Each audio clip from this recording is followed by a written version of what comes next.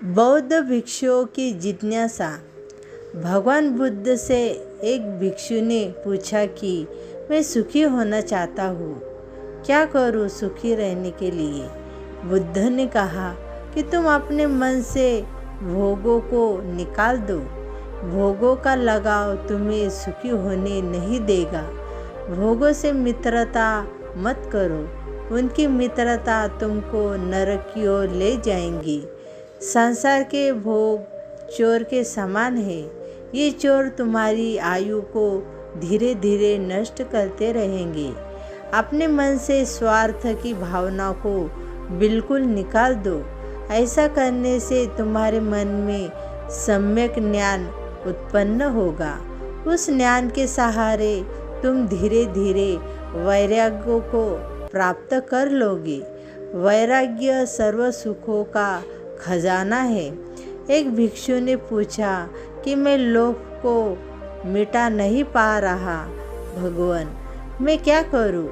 बुद्ध ने कहा कि तुम लोभ को एक सीमा में बांध दो। इस अंकुश से उसकी शक्ति कम हो जाएगी। अगर लोभ से सावधान नहीं होगे तो जीवन दुखों से भर जाएगा। लोभ एक प्रकार का फटा हुआ थैला है। उसको जितना भी भरोगे वह भर नहीं पाएगा।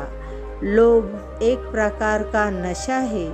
तुम कितना भी संग्रह करो फिर भी तुम्हारा मन तृप्त नहीं हो सकता। लोभी मन की भूख कभी भी मिट नहीं सकती। संग्रह करना छोड़ दो, क्योंकि साथ में कुछ भी नहीं जाता है। बांटना प्रारंभ कर दो। जितना जितना बांटते जाओगे उतनी उतनी शांति तुम्हारे पास आती जाएंगी। एक भिक्षु ने पूछा कि आत्मा कैसा है।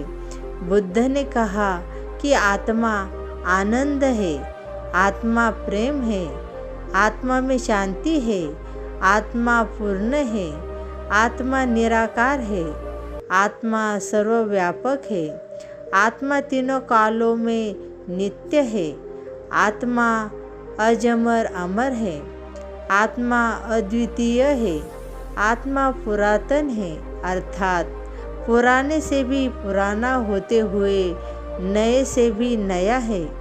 आत्मा स्त्री पुरुष और पशु पक्षी आदि सब जीवों में समाया हुआ है। वह सबका चेतन और सबका साक्षी है। आत्मा सबका दृष्टा है।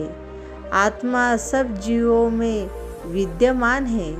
वह सब जीवों का जन्म और मृत्यु भी देखता है। शरीर का बचपन, यौवन और बुढ़ापा भी देखता है। आत्मा स्वयं प्रकाश है। उसको किसी अन्य प्रकाश की जरूरत नहीं है।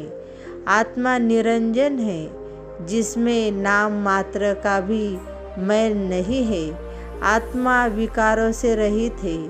आत्मा अविनाशी है और वह जन्म मरण से रहित है। वह शाश्वत है, अर्थात सदा है। आत्मा न तो किसी को मारता है और न ही किसी के द्वारा मारा जाता है। आत्मा को शस्त्र नहीं काट सकते, इसको आग नहीं जला सकती, इसको पानी नहीं डुबो सकती और वायु नहीं सुखा सकता।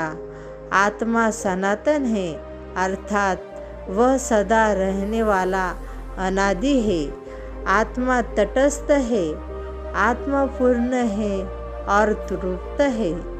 आत्मा परम पवित्र है। आत्मा को इंद्रिया, मन और बुद्धि नहीं जान सकते, इसलिए वह अव्यक्त है।